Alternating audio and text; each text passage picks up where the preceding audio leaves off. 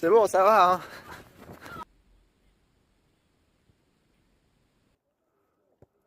Oh, golaço!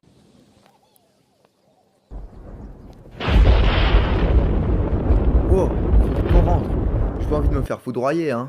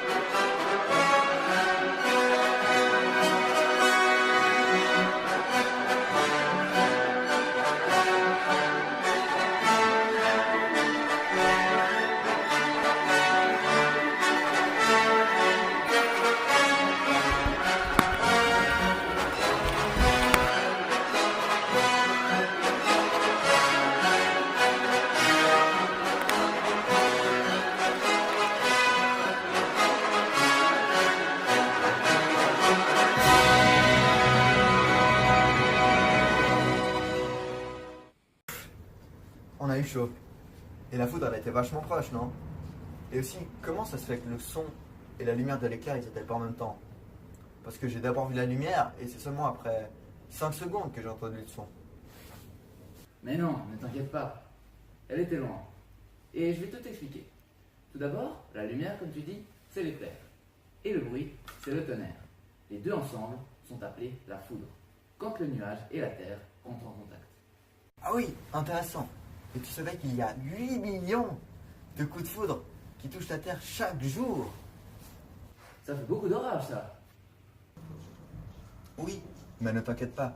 Bien que la foudre soit 20 000 fois supérieure à un courant ordinaire, 2 tiers des personnes foudroyées y résistent. Certes, avec quelques problèmes, mais toujours en vie. Par exemple, Roy Sullivan, cet homme a été frappé 7 fois par la foudre. Donc, tu n'as pas trop de soucis à te faire. Ce qu'il faut aussi savoir, et c'est ce pourquoi elle est beaucoup étudiée, c'est que la foudre coûte très cher. Les dégâts matériels de ces dernières années s'estiment à plusieurs milliards de francs. C'est pourquoi on a aussi commencé à l'étudier dès le XVIIIe siècle. Mais, au fait, comment fonctionne-t-elle? C'est assez complexe. Il faut tout d'abord un grand nuage spécial, allongé à la verticale, nommé cumulonimbus. Il se forme en raison d'une grande instabilité atmosphérique. C'est une différence de température et d'humidité entre les masses d'air présentes. C'est-à-dire qu'il fait plus chaud et humide à l'intérieur qu'à l'extérieur du nuage. Ce qui va faire monter cette parcelle d'air. L'air chaud monte. Il y a donc plus d'orage l'été, car le soleil brille plus, et il fait donc plus chaud et humide. Ensuite, parlons de sa situation.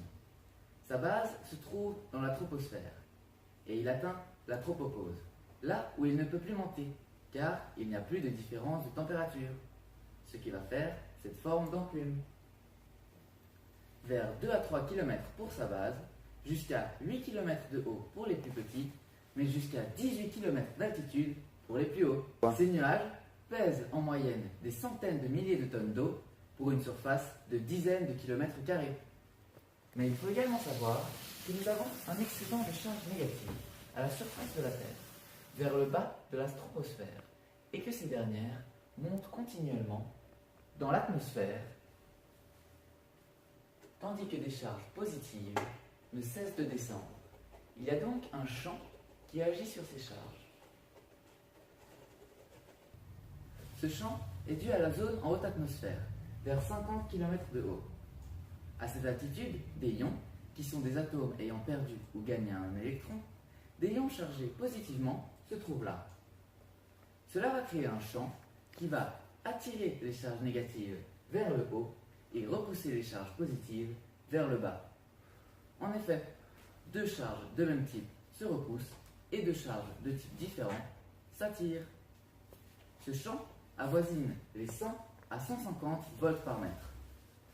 Et cette zone est appelée ionosphère ou électrosphère.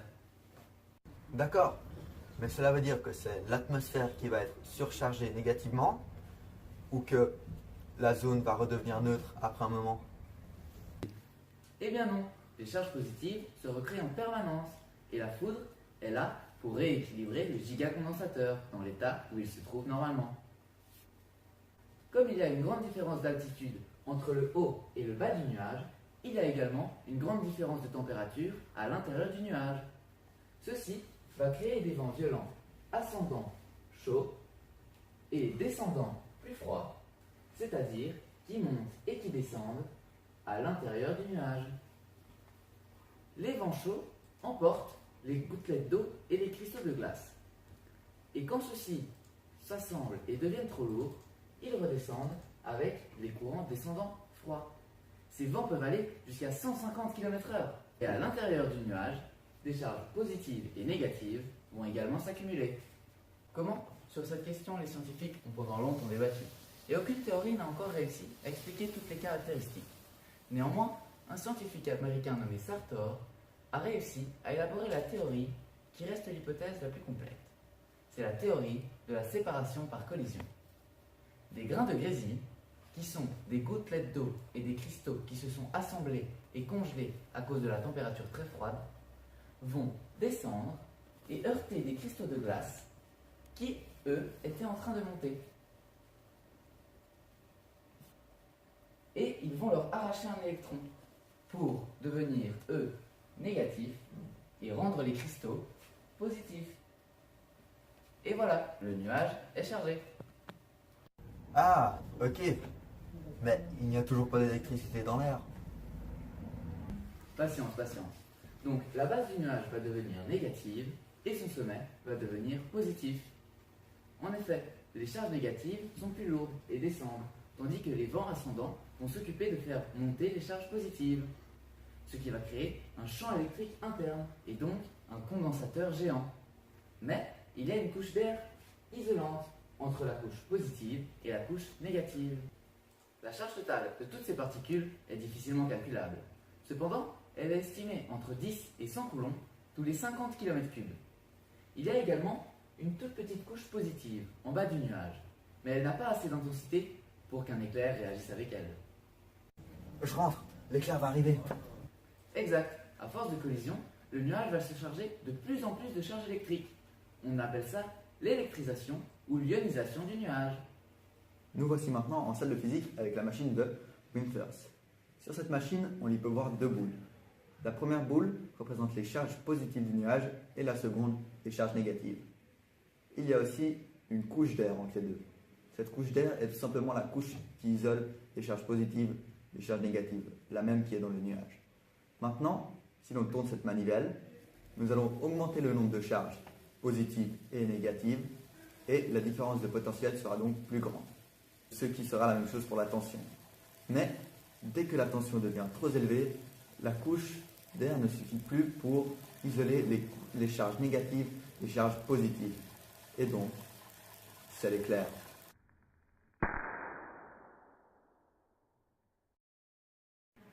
Tiens, je sens une petite odeur d'ozone. Cette odeur d'ozone est due au fait que les molécules d'oxygène se sont dissociées, puis ont formé des molécules d'ozone. Il y a plusieurs catégories différentes d'éclairs. Les plus fréquents sont les éclairs intranuageux. Ils se produisent directement à l'intérieur du nuage, à cause de la différence de charge entre le haut et le bas du nuage. On ne les voit souvent pas très bien. La nuit, on peut voir une lueur derrière le nuage, mais le jour, ils sont quasiment imperceptibles. Ensuite, les éclairs internuageux, qui vont d'un nuage à l'autre. Puis, les éclairs extranuageux, qui interagissent avec l'air. Ils partent du nuage pour finir dans l'air. Et le plus impressionnant pour la fin, la foudre. Ce sont les éclairs nuage-terre ou vice-versa. Ce sont les plus spectaculaires. Et les scientifiques ont découvert récemment des éclairs montant en direction de la stratosphère.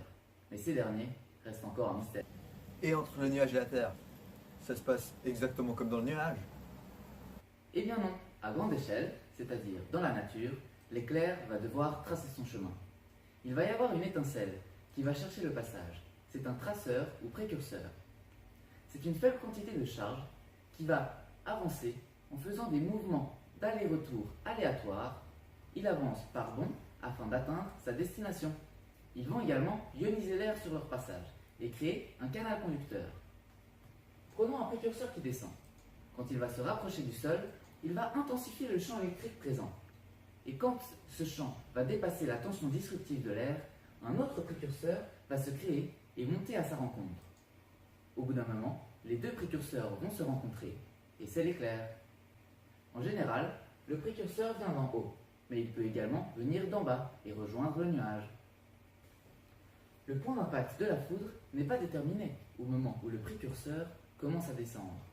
Si on reprend le même exemple du traceur qui descendait, le deuxième traceur a été créé car le premier a intensifié le champ électrique, c'est-à-dire que toute la partie supérieure a été dirigée par le pur hasard. Le canal principal, créé par le précurseur, va donc décharger le nuage. C'est l'arc en retour qui s'occupe de cela. Il va dans le sens opposé au précurseur et fait passer toutes les charges à l'intérieur du canal jusqu'à ce qu'il soit totalement ionisé. Cela va créer l'état plasma de l'éclair et dégager la lumière. L'état plasma est un état de la matière où elle est entièrement ionisée. Après le premier arc en retour, le mouvement de charge et la lumière devraient cesser. Mais il arrive parfois qu'un deuxième précurseur se crée en haut du nuage et descende par le canal déjà ionisé, ce qui va engendrer un deuxième arc en retour. Mais comment ça se fait que l'éclair aille jusqu'au sol? Car il faut un côté négatif et un côté positif pour que le courant passe. Et le sol, il est négatif, non? Oui, c'est exact. Mais la Terre n'est pas négative. Elle a un potentiel électrique de 0. Elle possède autant de charges négatives que de charges positives. Mais lorsqu'un nuage tel qu'un cumulonimbus s'approche, les charges négatives présentes à la surface de la Terre ont tendance à s'éloigner. Et oui, deux charges de même type se repoussent. Et par conséquent, le sol sera en quelque sorte chargé positivement. Normalement, l'air est de nature isolante. Mais à nouveau, lorsque la différence de potentiel devient trop importante, le précurseur peut atteindre un vis-à-vis et l'éclair jaillit. De plus, la foudre atteint particulièrement les reliefs du paysage. En effet, les charges ont tendance à s'accumuler dans les pointes, comme les clochers ou les sommets de montagne. Ce qui va particulièrement intensifier le champ électrique aux alentours et particulièrement attirer le précurseur. Ce phénomène est appelé l'effet de pointe. Mais il existe aussi 4 types de coups de foudre. En effet, cela dépend du traceur, car comme nous l'avons vu, il peut monter ou descendre. Mais en plus de cela, il peut être positif ou négatif. En effet, le plus courant est le traceur descendant négatif.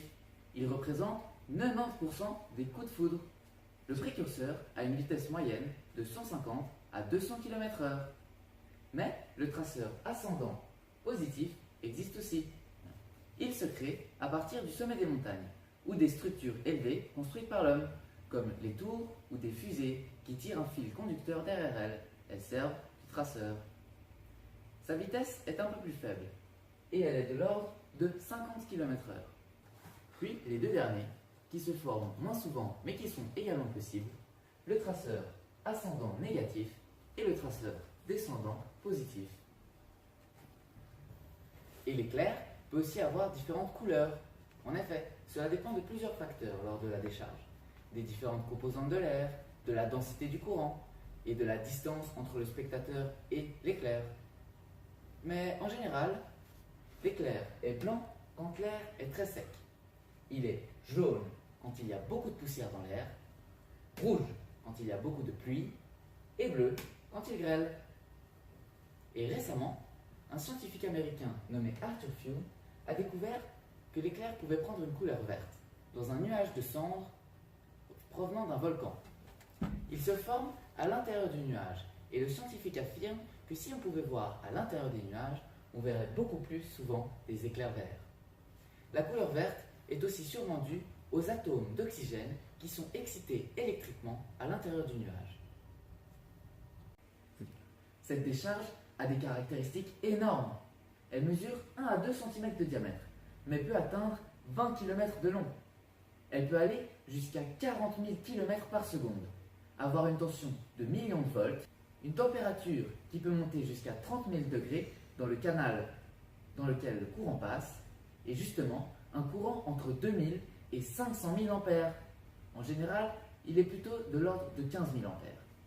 Pour illustrer, un micro-ondes utilise une dizaine d'ampères, et les plus grandes lignes à haute tension conduisent un courant de 2500 ampères, c'est-à-dire que la foudre a une décharge 6 fois supérieure.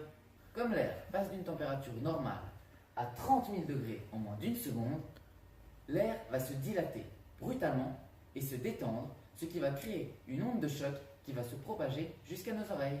C'est le tonnerre.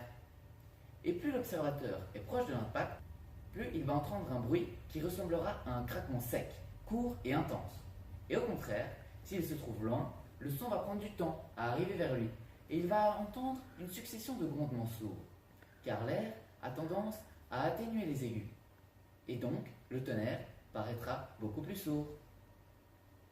Quant à l'énergie électrique de la décharge, du point de vue physique, nous pouvons la voir ainsi. D'un côté, nous avons le courant, qu'on note I, et qui équivaut à un passage d'une certaine quantité de charge dans un temps donné. On peut donc noter I est égal quantité de charge divisé par le temps. De l'autre, nous avons la tension, qu'on note U, et qui est une différence de potentiel entre deux points. Elle équivaut à de l'énergie par charge, l'énergie que chaque charge peut posséder. Donc, nous pouvons noter U, énergie, par quantité de charge. Pour finir, nous avons la formule physique de l'énergie électrique qui équivaut au courant fois la tension fois le temps. Effectivement, nous avons le passage d'une certaine quantité de charge multiplié par l'énergie que chaque charge peut posséder chaque seconde. Et donc, nous pouvons écrire la formule en entière qui équivaut à ceci, et dont les unités correspondent à cela. Mais en regardant quelques instants, nous pouvons observer et simplifier rapidement les quantités de charge et le temps. Il ne nous reste plus que l'énergie. Nous pouvons donc déduire que l'énergie électrique est égale à l'énergie de la différence de potentiel. Et du point de vue des unités, c'est pareil. Les joules seront par conséquent égal au joule et l'énergie électrique à l'énergie de la différence de potentiel. Ah oui, d'accord. Mais la foudre n'émet pas seulement de la lumière et du son. Elle émet aussi des rayonnements électromagnétiques. Ces rayonnements composent le champ électromagnétique, qui est lui-même composé d'un champ électrique et d'un champ magnétique. Mais il faut d'abord savoir ce qu'est un champ. Un champ est une interaction entre deux objets. Il existe plusieurs types de champs. Les champs ondulatoires, les champs impulsionnels et les champs statiques. Dans les champs, il y a par exemple le champ gravitationnel ou le champ électrique. Maintenant que nous savons ce qu'est un champ, nous pouvons donc voir ce qu'est un champ électrique. Un champ électrique est l'interaction qu'a une charge électrique sur une autre charge électrique. Par exemple, si l'on prend une charge positive et une charge négative, la charge négative aura un effet d'attraction sur la charge positive. Et cet effet peut augmenter, car plus la charge sera intense, plus cette attraction ou cette répulsion sera forte. Si l'on reprend cette même charge négative et qu'on la fait augmenter d'intensité, l'attraction entre la charge positive et la charge négative sera beaucoup plus forte, et vice-versa. C'est-à-dire que si l'on prend deux charges de même signe, elles vont se repousser. Plus l'intensité d'une de ces deux charges sera forte, plus elles vont se repousser. Maintenant, pour les champs magnétiques, c'est une particule en mouvement qui a un impact sur une autre particule en mouvement. Et il y a un lien entre le champ électrique et le champ magnétique. Ce sont les charges électriques. Et donc, il y a sûrement une interaction. Et bien sûr, interaction il y a. Et dès que cette interaction est assez importante entre ces deux champs, ceci est appelé un champ électromagnétique. Maintenant, nous pouvons voir ça avec la foudre. Comme nous l'avons vu avant, le sol et le nuage émettent un champ électrique. Et dès que la foudre frappe, le courant passe, ce qui va engendrer un déplacement des particules et donc un champ magnétique sera émis. Et qui dit champ électrique et champ magnétique, dit champ électromagnétique. Et ce champ va se propager dans l'environnement et s'atténuer avec la distance. Oui, exactement, très intéressant.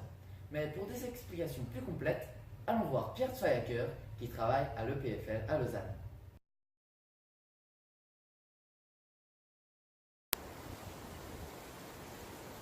Me voilà maintenant avec M. Pierre Zweihacker, spécialiste de la foudre et des éclairs. Bonjour. Alors nous aimerions vous poser quelques questions. Tout d'abord, pourquoi les rayonnements électromagnétiques sont-ils étudiés? Alors, ils sont étudiés pour deux raisons. La première, c'est parce qu'ils provoquent des perturbations dans le réseau électrique. Et donc, aussi dans tous les appareils électriques. À partir du moment où un rayonnement provoque une perturbation dans une ligne de tension, par exemple, cette perturbation va se propager jusqu'aux utilisateurs. C'est moins efficace, d'ailleurs. Et puis l'autre raison, à part les perturbations, c'est qu'on utilise le rayonnement électromagnétique pour localiser la foudre.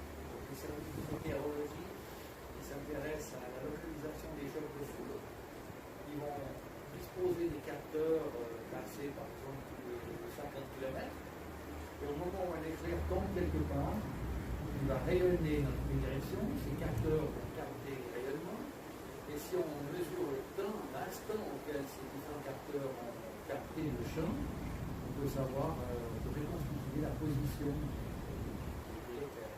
Alors ça c'est intéressant s'il y a eu des dégâts quelque part, de savoir s'il y a eu un éclair à ce moment-là. C'est pas toujours facile de déterminer si un incendie a été provoqué par la foudre ou par une autre raison. Et donc si on sait qu'un éclair est tombé sur cette maison à ce moment-là, on peut avoir une information fiable. Et quels sont les dégâts que peuvent causer ces rayonnements électromagnétiques? Alors au niveau des perturbations produites, comme je vous l'ai dit, ça va provoquer une surtension dans le réseau électrique. Il y a un certain nombre de dispositifs qui essaient d'éliminer ces surtensions, mais dans certains cas, elles peuvent se propager jusqu'aux utilisateurs finaux, c'est-à-dire que ça peut aller détruire des équipements qui sont branchés sur le réseau électrique. Maintenant, il y a l'autre cas, c'est pas seulement sur le réseau électrique, mais c'est aussi sur un paratonnerre. Par exemple, si vous avez des équipés de paratonnerre, la foudre tombe sur le paratonnerre, bon, c'est très bien, il va pas mettre le feu à la maison, mais le courant de foudre qui traverse, qui descend le long du paratonnerre, va aussi rayonner un champ électromagnétique. Et là, vous pouvez avoir des intensités très grandes à l'intérieur de la maison, avec des appareils qui sont détruits, des circuits électroniques, des téléviseurs, des choses comme ça. D'accord. Et maintenant, quelle est la distance d'un rayonnement électromagnétique que vous parcourez? Bon, alors le rayonnement électromagnétique, il se propage de manière infinie, mais évidemment avec une intensité qui décroît avec la distance. Mais disons, dans les expériences qu'on a faites, par exemple, autour de la tour de télécommunications à Toronto, on a mesuré des champs à 50 km. Ça fait mesurable. Ils sont faibles par rapport à d'autres types de champs, mais enfin, c'est toujours difficile de comparer un champ électromagnétique inclusionnel qui va être de millions de secondes avec d'autres types de champs. En tout cas, les intensités sont tout à fait mesurables à plusieurs dizaines, voire centaines de kilomètres. Et est-ce qu'un objet peut-il stopper net ces rayonnements? Bon, alors, stopper net, disons, c'est beaucoup dire. Dans la nature, c'est clair que la propagation va être influencée par la présence du bâtiment, par le relief, par la nature du sol aussi. Mais le champ électromagnétique, l'énergie, elle va de toute façon pas disparaître. Si elle ne peut pas se propager quelque part, elle va passer par un autre chemin. Donc, finalement, si on voulait vraiment se protéger totalement du rayonnement électromagnétique, il faudrait s'enfermer dans une cage métallique cage de Faraday. À ce moment-là, il n'y a pas de champ qui pénètre à l'intérieur. Par contre, il va continuer à se propager. Et pour les réseaux électriques, donc, il n'y a pas vraiment une protection pour... Alors, dans les réseaux électriques, oui, il y a des protections qui sont prévues. Donc, la décharge se propage jusqu'à un certain point vers une sous-station. Dans cette sous-station, il y a une sorte de... C'est un éclateur en fait. Pour éviter que la décharge continue à se propager plus loin, on lui donne la possibilité de faire une étincelle contre la terre. Donc ça, c'est type de dispositif, ça peut être soit un éclateur sous forme d'étincelle, soit des matériaux qui sont non linéaires. On appelle non linéaires, c'est-à-dire que quand une décharge arrive, tant qu'il n'y a pas de décharge, ils ne sont pas conducteurs. Puis au moment où une décharge arrive, ils deviennent conducteurs. Donc, si une décharge arrive sur ce composant, le composant va conduire, et il va conduire la décharge dans la terre. Et donc la décharge se propagera plus loin. Maintenant, il y a aussi, dans un réseau électrique, il y a des transformateurs. Les transformateurs, ils ne laissent pas trop bien passer les décharges. Enfin, mais il y a quand même une partie qui peut se couper, on peut remplir. D'accord. Maintenant, si nous venons aux humains, est-ce que ces rayonnements électromagnétiques peuvent-ils avoir un impact négatif sur le corps humain? Non, ça, à ma connaissance, il n'y a jamais eu d'impact des rayonnements électromagnétiques directement sur l'être humain. Je crois que, je pense que c'est trop court. Ça dure quelques millièmes de seconde. Et puis, peut-être bien que si on était à très courte distance de la foudre, l'intensité du rayonnement pourrait éventuellement avoir un impact sur l'être humain. Je pense qu'il serait masqué par d'autres impacts plus critiques, à commencer par le bruit, aussi par le choc psychologique, mais en tout cas. Moi, j'ai jamais entendu parler d'un effet direct du rayonnement électromagnétique sur l'être humain. Et est-ce que l'intensité du rayonnement électromagnétique, elle change en fonction du coup de foudre? Par exemple, si le coup de foudre est négatif ou positif? Bon, l'intensité du champ électromagnétique dépend évidemment de l'intensité du courant. Et donc, que le courant soit dans un sens ou dans l'autre, ça ne change rien. Pour la même intensité de courant, on aura la même intensité de champ. Par contre, il est vrai que les chocs positifs sont en moyenne plus forts pour des courants plus intenses, quand on considère des chocs électromagnétiques plus intenses que les chocs négatifs. Si on fait la valeur médiane, si on fait une statistique sur l'ensemble des courants négatifs, on a une valeur médiane qui est à 18 000 ampères. Sur les chocs positifs, on a une valeur médiane qui est environ à 25 000 ampères. Puis pour les valeurs maximales, c'est encore plus spectaculaire. Le courant maximal qui a été mesuré dans un choc négatif, c'est 100 000 ampères. Et puis le choc maximal, dans de très rares cas positifs, c'est 600 000 ampères. Donc en moyenne, effectivement, les chocs positifs vont provoquer des chocs magnétiques plus intenses que les chocs négatifs. Et pour finir, vous nous avez amené ici une espèce de longue fusée. À quoi sert ce type d'engin? Alors ce type d'engin, justement, a été utilisé pour étudier la foudre. Donc il y a différentes façons d'étudier la foudre. Il y en a un gros trois. On peut faire de la foudre de laboratoire, mais elle est beaucoup plus faible que la foudre réelle. Et puis elle n'a pas vraiment les mêmes caractéristiques. Donc c'est utile pour faire des essais standards. Il y a l'autre façon, c'est d'aller quelquefois d'attendre que la foudre tombe naturellement. Et ça peut prendre des années. Pour faire une statistique sur un courant de choc de foudre, il faut pas mal de temps. Et puis l'autre méthode qui a été développée en France il y a une trentaine d'années, 40 ans même, c'est le déclenchement artificiel. Le moyen de ces fusées. Alors là, elle est complètement cassée, enfin elle a été utilisée, hein, mais au départ, elle avait une grosse bobine en bas, une grosse bobine avec 600 mètres de fil métallique qui était enroulée là-dessus. Et l'idée, c'est qu'au moment où la fusée part, un des bouts du fil reste attaché au sol, et puis ça se déroule. Donc ça fait une espèce de paratonnerre extensive. Alors on ne tire pas la fusée n'importe quand, on attend qu'il y ait un nuage d'orage, on mesure le champ au sol, et si on a un champ qui atteint 8 ou 9 km par mètre, on tire la fusée. Et si tout va bien, la foudre va être déclenchée par la fusée et va suivre le flux. Après, une fois qu'on a fait cette expérience, si ça a marché, on sait exactement où la foudre est tombée, parce que la seule fille est arrivée à un endroit précis. Et puis là, on a aussi une mesure du courant de foudre. Donc on sait quelle était l'intensité de la foudre. À partir de là, on peut mettre tout autour du site des expériences de différentes sortes, des perturbations, des dissolutions, n'importe quoi d'autre. D'accord. Merci beaucoup d'avoir répondu à cette question. Et bonne continuation. À vous aussi. Merci, au revoir. Au revoir. Oui, mais bon, ça ne m'explique pas trop encore pourquoi la lumière apparaît avant qu'on entende le bruit du tonnerre. On y est presque. On a notre éclair, on a compris d'où provenait la lumière et le son, et on a notre petit bonhomme qui la regarde. Au moment où la foudre va se déclencher, que tu sois proche ou pas, tu vas quasiment instantanément voir la lumière, car la vitesse de la lumière est de 300 000 km par seconde. Quant au son, lui, il va prendre plus de temps à arriver à toi, car il va seulement à 340 mètres par seconde. Par exemple, si la foudre tombait sur le gymnase, le temps que le son est jusqu'au stade de Colevray, la lumière, elle, est déjà sur la Lune. Donc, pour avoir une estimation de la distance, tu dois multiplier le nombre de secondes par 340 mètres. Là, pour l'éclair que nous avons vu, comme tes secondes étaient un peu longues, il était au moins à 1,5 km d'ici. Ah, donc on les voit pas en même temps, car la vitesse de la lumière, elle est beaucoup plus rapide que la vitesse du son. Exactement, c'est comme pour les feux d'artifice. Cool. Mais en fait, pourquoi? Pourquoi quoi? Bah, pourquoi la vitesse de la lumière, elle est plus rapide que celle du son? Alors là, c'est plus compliqué. En gros, il ne se déplace pas de la même façon. En ce qui concerne la lumière, on parle souvent de la lumière que nous, les êtres humains, pouvons voir.